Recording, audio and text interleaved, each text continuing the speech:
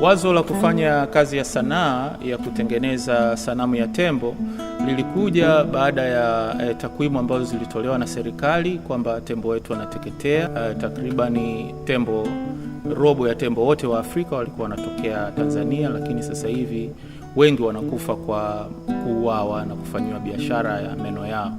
Kwa hiyo likanijia hilo wazo kama msanii kufanya kazi ambayo itakuwa ni kampeni ya kupinga mauaji ya tembo. Tulikuwa tumepanga kufanya uzinduzi kwa maandamano. Kwa bahati nzuri au mbaya, siku hiyo ilikuwa ni ya mvua sana, lakini cha kushangaza nimepata ushirikiano mkubwa sana wa wasanii wenzangu kutoka Nafasi Art Space, na watu kwa kweli walijitoa sana wakifanya kazi, na tulisema tuliweza kukaa pamoja tukasema tembo hata siku moja hakuwahi kuuawa na mvua, lakini binadamu ndio wanaua tembo. Walijitokeza wacheza ngoma, watu wa sarakasi, wachekeshaji, wote tukawa kwa pamoja tukifanya maandamano.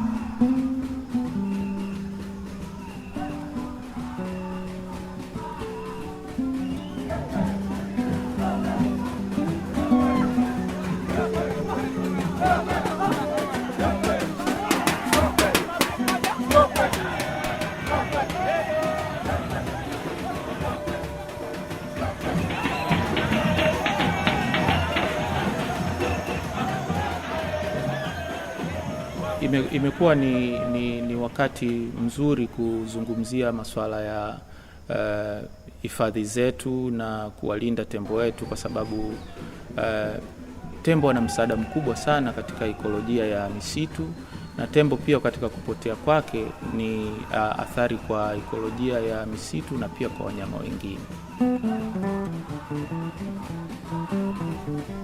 Hii project ya Peke tumeizindua Dar es Salaam, lakini lengo la mradi ni kufikia umma zaidi wa Watanzania. Kwa hiyo kwa kushirikiana na wafadhili tunategemea kwamba wataliona jambo hili na umuhimu wake na kuweza kusaidia mradi huu ili tuweze kufikia wananchi ikiwezekana katika mikoa mingine ya Tanzania.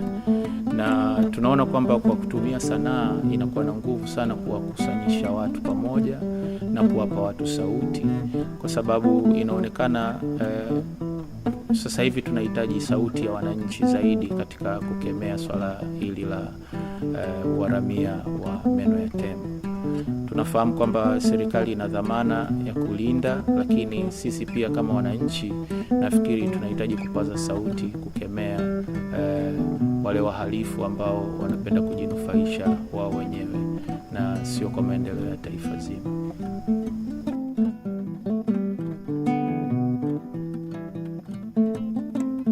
Peke nilikuwa nimemtengeneza akiwa na rangi nyeupe.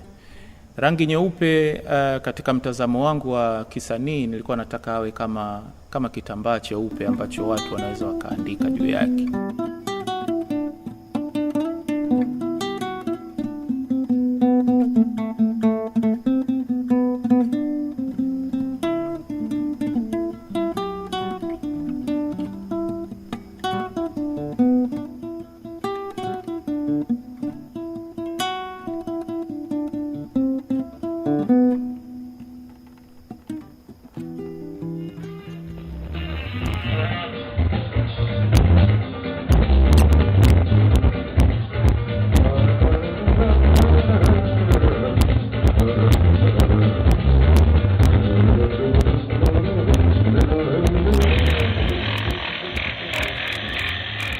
Pia tulikuwa na mabao ambayo pia tulikuwa tumechora mistari ya picha za tembo, na pia tukawa tuna ubao ambao tumeukata kwa shape ya tembo, na watu walikuwa wanachukua ule ubao wanapiga mistari, wanachora, na wengine wakawa wanakuja wanapaka rangi. Wanafunzi, watu wazima, pia kina mama na kina baba wengi walikuwa wakifanya hiyo. Walipata nafasi ya kumpaka rangi, wengine wakaandika jumbe zao juu ya picha zile za tembo.